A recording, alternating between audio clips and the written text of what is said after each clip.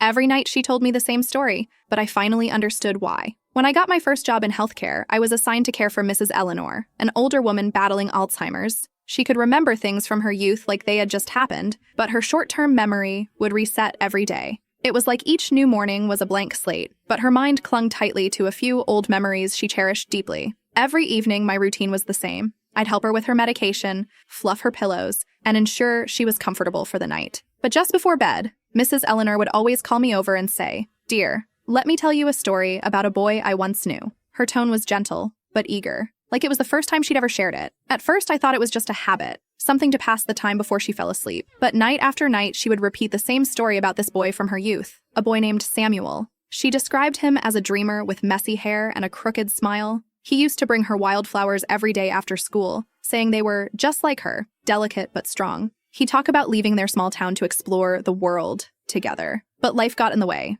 Samuel's family moved, letters stopped coming, and Eleanor never saw him again. I could have tuned out after hearing it so many times, but I didn't. Every night, her voice carried a different emotion. Some nights it was filled with laughter and warmth as she remembered his antics. Other nights it was tinged with sadness and regret. Each time I caught new details. How he loved poetry, how she regretted never saying goodbye, or how those wildflowers made her feel seen in a way no one else ever had. Over time, I realized that her story wasn't just about Samuel. It was about dreams left unfulfilled and moments we let slip by. It was her way of telling me to cherish every second because once they're gone, they're gone. One night, as I was tucking her in, she asked me, "Do you think Samuel still remembers me?" Her eyes were watery, searching mine for an answer. I didn't know if he did, but I said, "I think people like that, who make us feel alive, never truly forget us. Just like you've never forgotten him." She smiled faintly, and for the first time in weeks, she didn't tell the story. Instead, she drifted off to sleep with a peaceful look on her face. That was the last night I saw her. Mrs. Eleanor passed away a few days later.